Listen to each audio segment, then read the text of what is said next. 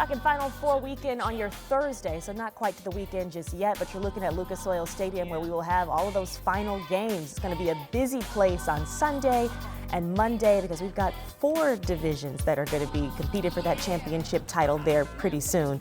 It is 6 o'clock. Happy Thursday to you. I feel like this is like the pre-weekend celebration. It is starting off cool. You can kind of see those flags flying in the background. Right, yeah, that's what I was thinking. The wind advisory, I know, doesn't go into effect until this morning, 11-ish, I guess, but we're already seeing that. And then the fog, so hopefully the wind can push that out of here. It should start to. At least, you know, when you're looking at the fog, maybe right by the ground, it starts to clear out a little bit, but you still kind of have low clouds. That's what you may see. You may see it improve from the ground up. But it's already a little breezy out there, and it doesn't help when temperatures are in the 40s this morning. Yeah. It's a little chilly, but it's going to be way windier later today. If you think it's breezy now, hold on. We could have some gusts up to 50 miles per hour. That's why a wind advisory is in place for most of central Indiana, 11 to 7.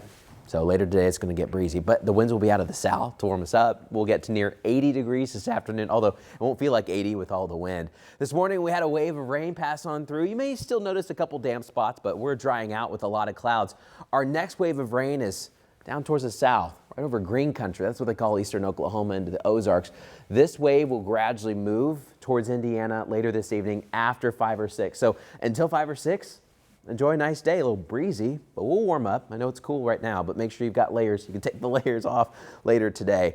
This round will probably weaken and then re-strengthen a little bit later today with some scattered storms. And then our next system comes up for Saturday with some heavy rain likely throughout the day, but the severe threat's really low. Today we have a lower end severe risk, 1 to 2 level threats there. What that means is generally straight isolated storms. We're going to get some scattered storms coming in, but not all of them will be severe. All right, Indianapolis has mainly disappeared this morning. It's hard to see. We had the fog out there this morning. Visibility under a half mile in Richmond, Indy, Bloomington, and in Bedford. So let's take a look at traffic and see how fog may be impacting how your commute goes this morning. You're watching the road weather index, some of our sensors out this morning. Everything was kind of wet and now they're drying off, but now we're watching the fog. There's a pretty good fog bank right over Jackson and Lawrence counties, and it's spreading to the north, now into Monroe and Morgan, even into Hendricks and Putnam County a little bit. Eastern Indiana, we've got it too, from Henry to Wayne County. Connorsville, we've got it pretty good this morning, and in Shelbyville and Greensburg as well. So coming up this morning, we're going to be watching the fog hopefully lift here soon. Not bad in Shelbyville, but you can kind of see a haze right now. Definitely thicker in Richmond. This is the Williamsburg Pike exit by Belden. It's a little foggy this morning.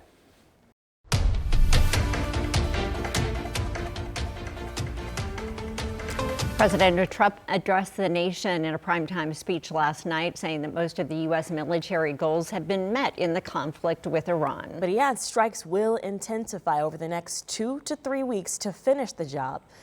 In his address last night, he failed to offer any concrete plans on how the U.S. plans to exit the conflict. He says this administration is negotiating with new Iranian regime leaders, but sent this stern warning. If there is no deal, we are going to hit each and every one of their electric generating plants very hard and probably simultaneously. 13 American service members have been killed since the start of this war. President Trump mourned their loss and said the U.S. must press ahead to honor their sacrifice. And in the minutes after the president's address, Brent crude oil, which is the global oil benchmark, spiked to more than $107 a barrel. That is a 6% hike. And the U.S. benchmark also saw a spike of more than 5%, pushing the price for oil per barrel to $106. And this is already having an impact on gas prices, as you have been feeling the last several weeks. Looking at AAA's national gas price at $4.08. That's across the country, but here in Indianapolis, it's edging closer to that $4 mark. And this morning, a new law has eliminated nearly 2,000 commercial driver's licenses for immigrant workers here in Indiana. This now tightly restricts who can receive something called a non-domiciled CDL. Anna Chalker is in studio explaining what that means and how this law is making some changes for some drivers. Good morning. Good morning, ladies. So it only really impacts about 2% of commercial drivers here in the state. But supporters say that this was actually created to promote safety on the roads. And the signing of this new law, it was pretty quick. Governor Mike Braun signed it in mid-March, just 3 weeks before it all took effect. And this move comes as federal regulators notified 24 states, including Indiana, that they were incorrectly issuing non-domiciled CDLs. And those are special licenses that allow undocumented immigrants to drive commercially. And this law only allows immigrants with a H-2A, H-2B, or E-2 work visa to be eligible now. And it would also include fines for employers and require drivers to pass an English-only driving test. If they are here illegally using false credentials, don't have the paperwork to back it up, they'd be subject to a level 6 felony, a $5,000 fine. Now, that was State Representative Jim Pressel. He is the one that wrote this original bill, and he's calling it a pro-safety one. Now, for those against this law, they say it was too broad and it prevents legal immigrants from getting a CDL, including refugees and people who were brought to the U.S. illegally as children. Does not address that most accidents occur because of fatigue or alcohol. This specifically targets immigrants. I'm going to note that regular CDLs, they are not impacted by this law. Both U.S. citizens and immigrants with a green card, they are still eligible for that regular CDL. The only thing that's changing is that special one for the non-documented immigrants. So a lot of changes with that there. And they're centering this around a lot of crashes that we've seen on interstates, including semis, some of those drivers being immigrant workers. So coming up, we'll outline one of the big ones that's really the center of this case and really what the drivers who may have been in that area are seeing and how they're feeling about this law. Okay, thank you, Anna. Well, Governor Mike Braun signs 2 new laws in Indiana aimed at protecting kids online. One of them now requires anyone under the age of 16 to have approval from a parent to open a social media account. The other strengthens penalties for people having or sharing child sex abuse material. It also makes changes to how our state handles missing children. The governor was joined by the family of Haley Busby, the Fishers teen who was killed earlier this year. Haley's family is advocating for Haley's Law next session that would include a new pink alert and change requirements for schools to teach kids about online dangers. A data center proposal on the city's Near East Side receives the green light to move forward. Yeah, yesterday, the Indianapolis Metropolitan Development Commission voted on this with 6-2 to approve rezoning for this project near 25th and Sherman Drive. Now, the Los Angeles-based company called Metrobox wants to build this data center on this vacant space. During last night's meeting, it was filled with a lot of community leaders there. You can see them, some here holding up signs in opposition of this data center. We spoke with the CEO of Metroblox after he won the vote.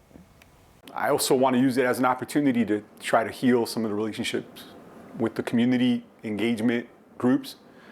We'd love to be a good corporate citizen. I think that comment came up, and it's always been our intention. Now that vote has passed, neighbors want to know when they could see this in their area. We weren't given a timeline on when construction for that site could start from that meeting.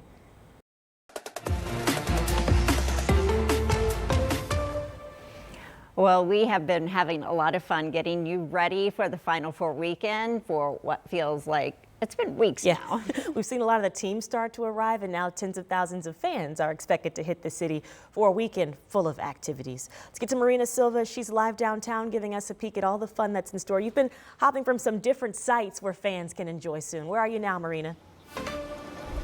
Well, good morning, ladies. We've been doing our own little mini road trip around downtown Indianapolis to show you all the different sites that you can go this weekend. We've made our way over to Lucas Oil Stadium, where you'll see a lot of signs that say the road ends here, and it truly does. Now, here on South Street, this is new. I want to let you all know this is closed. It's closed to cars and everything. This is going to turn into a walkway just outside. This is on South Street. So just make sure you're mindful of that. More evidence that the weekend is near. Those charter buses, those are getting ready to go.